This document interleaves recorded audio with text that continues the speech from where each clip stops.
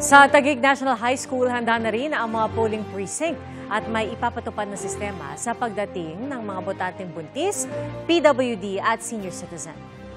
Report live, si EJ Gomez. EJ, good morning.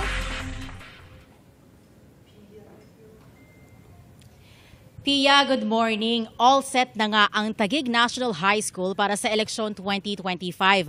Bubuksan ang botohan ngayong alas 5 ng madaling araw para sa senior citizens, PWDs at pregnant women. May hakbang ang paaralan para bukod sa mas mapabilis ay maging maaliwalas ang pagboto ng mga kapuso nating early voters.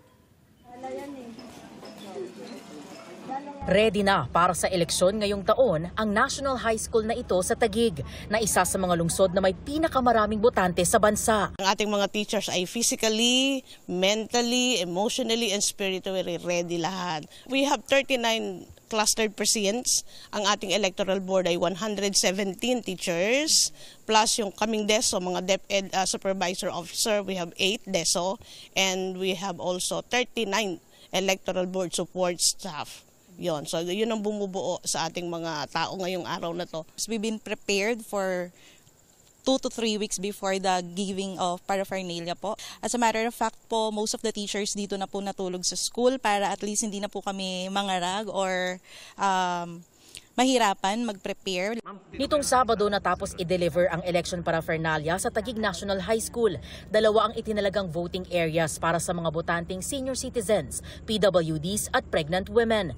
Yan ay ang covered court at chapel ng paaralan. Silang dalawa itong strategically, itong area na to yung pinakamalapit sa gate, doon sa entrance natin, and at the same time malapit doon sa mga presinto kung saan sila nakaregister. Also, dito rin natin inilagay dahil sa panahon, yung heat na nararanasan natin. So mas maalwan dito sa covered court kung dito sila magkakas ng kanilang boto.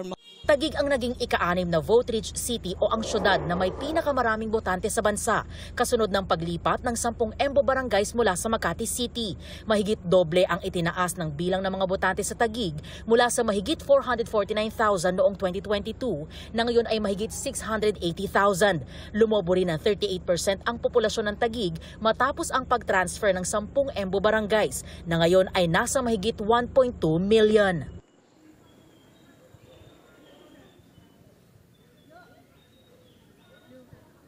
Pia, yung nakikita ninyo sa aking likuran ngayon, yan yung main entrance at nag-iisang entrance dito sa paaralan. No? Diyan pumapasok yung ating mga botante at kanina ilang minuto lang bago mag-alas 4 ng madaling araw ay nagsimula ng pumasok yung ating mga poll watchers. Dito naman sa aking kaliwa, ito yung chapel, no, na isa doon sa priority o yung special polling precinct natin. Ito yung lugar kung saan boboto naman yung ilan sa mga kapuso natin na senior citizens, PWDs at pregnant women. Ito yung tinalaga nila na area, no, para sa mga voters na yon dahil ito nga yung pinakamalapit sa ating main entrance. At yan yung ginawa ng paaralan para hindi na mahirapan yung mga early voters natin ngayong eleksyon 2025. Mula po dito sa Taguig City, ako po si EJ Gomez ng GMA Integrated News sa Dapat Totoo para sa eleksyon 2025.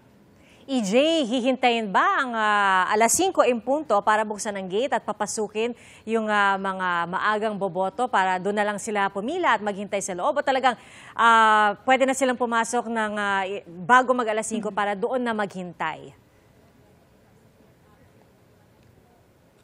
Alam mo, Pia, meron na tayo nakita, no, na ilang mga senior citizens, karamihan ay senior citizens na naging considerate naman yung paaralan dahil meron silang tinalaga dito, yung nakikita ninyo na waiting area, may mga ilan na pinapasok na senior citizens pero guided lang sila ng mga staff nitong paaralan dahil alas 5 pa nga magsisimula yung ating voting pero dun sa mga talagang maaga na nagtungo dito sa Taguig National High School ay pinapasok sila at mag-iintay muna sila dyan sa waiting area ng paaralan. Pia? Alright, EJ, nakikita na natin na unti-unti na nga silang dumarating para maghintay dyan. Maraming salamat sa iyo, EJ Gomez.